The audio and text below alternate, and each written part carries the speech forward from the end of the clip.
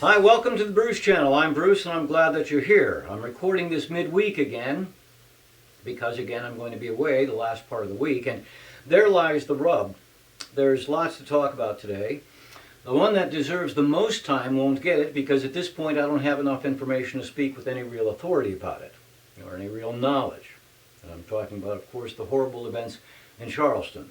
It does appear as though it was not by a person who's off his medication, someone who's known to have a mental illness, which is what occurred at Virginia Tech and Sandy Hook and I think Chardon, Ohio too, if I'm not mistaken. But this was apparently a consequence of hate.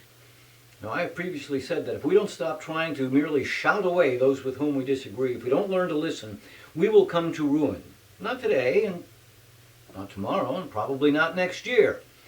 But as we more ardently and more fervently and more loudly and more viciously attack them, the them who don't look like us or talk like us or dress like us or choose to believe in a spiritual existence that is like our own, perhaps they choose to not believe in such an existence at all, we will one day find the term, the United States of America, to be both oxymoronic and hopelessly obsolete. We will talk more about it next week. All right. On a more pleasant note, today, Sunday the 21st, is the first day of summer. Officially, it arrives at 12:38 p.m. Eastern Time. So if this does get up Sunday morning as it's planned right now, middle of the week, you still got a few hours to celebrate spring. Interesting. It wasn't until a week ago, Saturday, June the 13th, that at the official weather reporting station for here, the Piedmont Triad International Airport, did we have our first recording of 90 degrees, and that's pretty late in the season. In fact, that's approaching a kind of record late in the season. But now it's been several days in a row, and so all the forecasters are all over themselves saying how hot it is, how it's going to continue to be hot, and come on, folks, that's not news. That's summer in the Carolinas. Excepting for places up in the mountains where, yeah, it's going to be cooler, 10, 15 degrees cooler. Much more noteworthy, and they haven't spoken about this, but much more noteworthy is how dry it's been. We are nearly 5 inches below where we should be for the year. But if you get away from the calendar year and forget 2015 and instead go back 12 months, we're nearly a foot below our expected rainfall totals. And that is scary stuff. All right. The solstice doesn't always coincide. Today is also the third Sunday in June. They don't always happen together, but today is also Father's Day. So, happy Father's Day if you're a dad or a granddad. If you are a dad, go ahead, just lay about and let them pamper your ass. And if you're doing the pampering, I should say lay it on thick. Personally, I miss my dad. Were he here, our family dinner would culminate in strawberry shortcake. You know, the main course was whatever, steak, chicken. That wasn't the ironclad. The ironclad was the strawberry shortcake. That was his favorite. And then after dinner, we'd follow in another of the third Sunday June tradition. We'd settle back to watch the final round of the U.S. Open. And I don't know how long the final round has been on the third Sunday in June, and thus coinciding with Father's Day, but it's been a long time. Now, since I'm recording this early, I have no idea who's in the running. If it turns out to be Phil Mickelson, that would be nice. He's, what, 45? He can't have that many chances for the U.S. Open. He's a surefire Hall of Famer. He's won 3 of the 4 majors, but he's never won the Open. It also would be entertaining, perhaps, to see a final round duel between number 1 world-ranked Rory McIlroy and number 2 Jordan Spieth. Spieth just won the Masters a couple months ago. That doesn't happen so often, though, a shootout like that in real life. Tiger Woods? He has embarrassed himself more than once this year. He's also played respectably, but it seems to me that he's hit that point, and in every sport, the best ultimately do when you just miss winning. Meaning a win is not a surprise, but, coming close isn't a surprise either. The wins just seem, ever so close, and then they get farther and farther between, and that's where Mickelson is too, except Tiger is only 39. Now, he's got 14 majors, and the majors are his prime motivator. He wants to get to 18 or more, which is what Nicklaus has. I think he may win 1, maybe 2, but I think he's past the point where we can expect him to win and be surprised when he doesn't. Anyway, by the time this goes up, we'll know more. Having the U.S. Open in mind, though, reminds me of a championship long ago, 51 years ago to be exact. In 1964, it was played at the Congressional Country Club in Bethesda, Maryland. And third Sunday in June in the nation's capital, not unheard of. It was hot and humid. It was really hot. It was around 100 degrees. And in those days, the final day was not 18 holes. It was 36. And he almost passed out from exhaustion. Had he would not have been the only one. But the following year, because of that, they changed it, and the final round is one 18-hole round. 1964, the winner was Ken Venturi. And even if you're just a casual golf fan, you may know of him from his announcing days. He in the booth above the 18th green, along with his longtime partner, Pat Sumrall. Now, if you don't watch golf on TV, but if you've seen the movie Tin Cup, he played himself in the booth. I want to tell you a cool story about Ken Venturi. Several years ago, I was covering the local tournament here for a radio station. It may have been known in those days still as the GGO, the Greater Greensboro Open. Anyway, that was great fun. Press pass, get to eat in the press tent, interview, walk around, talk to people, watching for stories. Well, early on the one day, I think it was Saturday, I was hanging around the practice tee. Ken Venturi was there. He was watching, he was making notes, he was talking with some of the players. He was doing his homework for the broadcast later that day. There was also a kid there, and he had some sort of disability. I don't know what it was. It may have been cerebral palsy, but it's only a guess. Now, he'd hoped to collect an autograph, maybe a couple autographs, when the players were finished and heading back towards the clubhouse. Ken Venturi saw the kid and he says, "Hey, hang on, I'll get you autographs." And he proceeded to go to every golfer on the range. He got hats, I think he got an umbrella, he got golf balls. They were all autographed, a treasure trove. Ken Venturi autographed some of them too. A fine gentleman was Ken Venturi.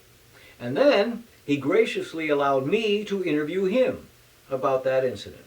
Now, I had a cell phone for the reports to the station. I had a recorder for interviews. This was long before selfies. But you know what? I've got a permanent record of that encounter up here. Ken Venturi died about 25 months ago. He's in the Golf Hall of Fame, as he should be. And he was a classy guy, indeed. Okay, so a couple of really quick hitters. I saw this, and it's true. It's true for show business. It's true in sports, theatrical productions, movies, stage, film. It's true for life in general. I don't know who put this together and assembled the verbiage, but I'm grateful. It's really neat. This from a journalist friend of mine. He posted this. He's a reporter. He's been a copy editor. He's been a managing editor and editor-in-chief. And he warned that, although this is funny, this particular headline writer's gaffe is the sort of that would happen to anybody, anytime, in any business. In other words, enjoy, chuckle, but know that one day, whatever it is you do, we're all going to do something equally worthy of a slap to the forehead. Okay, this past Wednesday, June 17th, the Fed had held their quarterly meeting. It was what Mike Larson predicted would be Bloody Wednesday. Of course, he predicted that for January and April.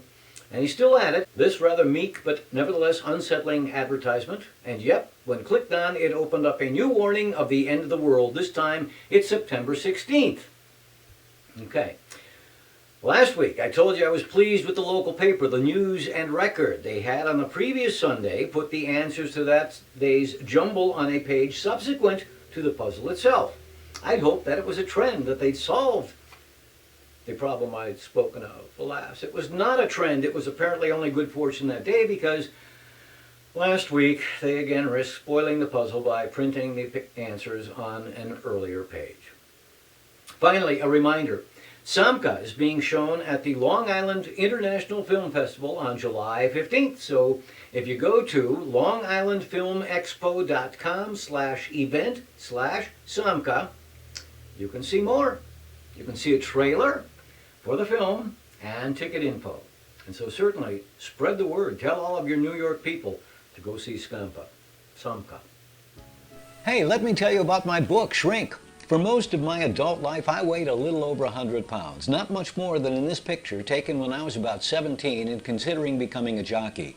But as is often true, once I crossed into my 40s, extra weight came and it stayed. For years I tried to lose, instead gained, and ended up 153 pounds. And I'm embarrassed to show you this video. Then I learned that it isn't about calories and exercise, but instead it's about what you eat. You might say, sure, ice cream makes you fat.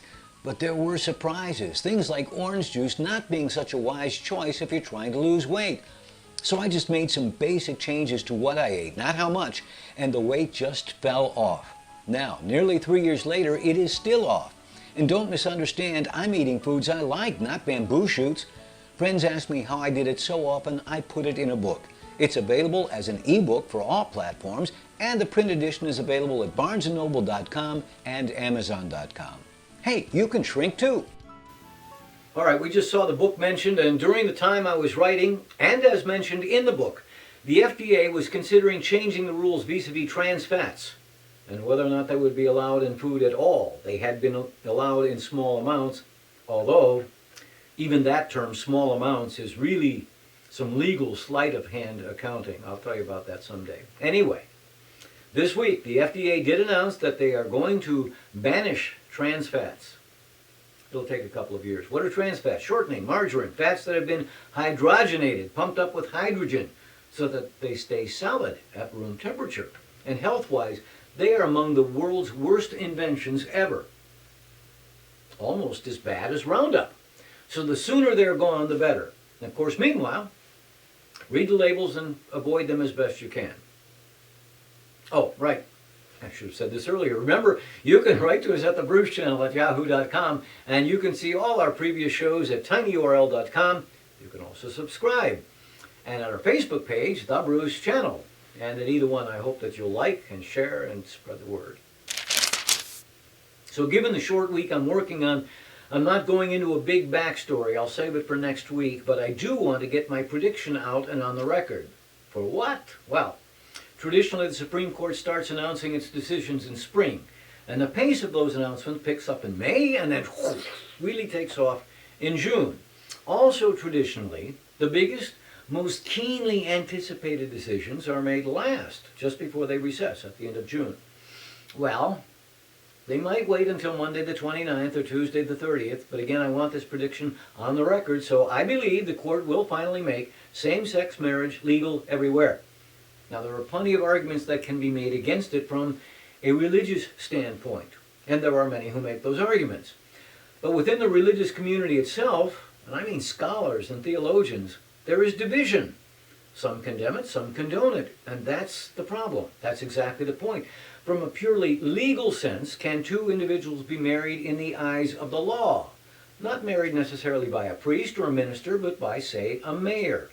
My prediction is that they must conclude prohibiting same-sex marriage is discriminatory. We'll see. All right, finally, we'll look at this more in the ensuing months, a lot more. But I can't help but comment on what in the past has been called a clown car. I mean the presidential campaigns. Over the years, both Republicans and Democrats have had their versions of the clown car. And it depends largely on how many candidates are in the field and sometimes on the caliber of those candidates. Well, they've outdone themselves. This year, the Republicans clearly have the clown car, but it's inaccurate. It needs to become a clown bus. All right, so as I recorded this, Donald Trump just announced he's a candidate for the Republican nomination. Let's look at whom we've got so far. Declared candidates for the GOP include these names. You might find them familiar. Jeb Bush, this is alphabetical, Ben Carson, Ted Cruz, Carly Fiorina, Lindsey Graham, Mike Huckabee, George Pataki, Rand Paul, Rick Perry, Marco Rubio, Rick Santorum, and of course the aforementioned Donald Trump. That's 12 candidates. But also running, that is, real, legitimate, declared candidates for the Republican nomination. Skip Andrews, Michael Bickelmeyer, Kerry Bowers, Dale Christensen, Brooks Cullison, John Dumet Jr., Mark Everson, Jim Hayden, Chris Hill, Michael Kinlaw, Michael Petio, Brian Russell. Seriously, they're all running for the Republican nomination. Oh, and that doesn't include some who are still considering, and some of these have been high profile for quite a while. Guys like Chris Christie, Bob Ehrlich, Jim Gilmore, Bobby Jindal, John Kasich, Peter King, Dennis Michael Lynch, Rick Snyder, and Scott Walker. 33 either declared or considering declaring. I've never seen anything like this. And I'll speak more about this over time. But for now, let me say this. I did a little bit of scorekeeping. And in my life, counting votes for national office, House of Representatives, Senator, and President, it's been nearly a dead heat. A few more votes on the Republican side than Democrats. I did once vote third party. Still, as one who's voted for Republicans on occasion and who has often considered himself conservative, I find it increasingly difficult to relate to some of these who are running as Republicans. And as I said, in the weeks to come, I'll have more to say on this. Today, though, a lighter look. In assembling this list, I made a startling discovery. And it has absolutely no real meaning. It has no value. It's a fanciful look at life imitating art. Now, I think that anyone can pretty well pick out the dreamers from the preceding list. And then there are those, they're not the dreamers, there are the heavyweights, and those who maybe aren't quite heavyweights, at least not yet this early in the game, but they're legitimate. Among that latter group, I would put South Carolina Senator Lindsey Graham. He's a senator. He's been a senator. We've heard of him. He's been at the job. That's someone who's legitimate, right? Are you familiar with Alan Drury? In the mid-1940s, Alan Drury was a correspondent for UPI. He covered the U.S. Senate. In 1954, he was hired by the New York Times. And in his spare time, he began working on a novel, Advise and Consent. That was published in 1959, and it was awarded the Pulitzer Prize for Fiction the following year. It spent 102 weeks, almost 2 full years, on the bestsellers list. And in 1962, it was made into a movie starring Henry Fonda and a host of others. Burgess Meredith, Walter Pidgeon, Paul Ford, lots of others. Betty White, lots of people. Okay. It was directed by Otto Preminger. Big deal movie. Now, I'm not going to spoil the story. I read the book years ago. It's a terrific book. If you haven't read it, I'd recommend it. It's a compelling read. All right, the story is the Senate is considering the Advise and Consent from the Constitution, the President's nominee for Secretary of State. Now, I love tales of political intrigue. It's one of my most favorite genres. It's one reason I've closely followed politics for years. In the novel, there are clearly good guys, bad guys, in-between guys, guys caught on the horns of a dilemma. It is great stuff. Now, one of the main characters is Senator Seeb Cooley. In the movie, he's played by Charles Lawton. I actually mispronounced that. It is Senator Seeb Cooley from the great state of South Carolina. Now, as I said, this has no real meaning. It's fanciful, got nothing to do with Senator Graham's qualifications. But it is just a little bit spooky, isn't it? Well, spooky or not, we're done for this week. But for the week upcoming, I hope it's the best one you've ever had.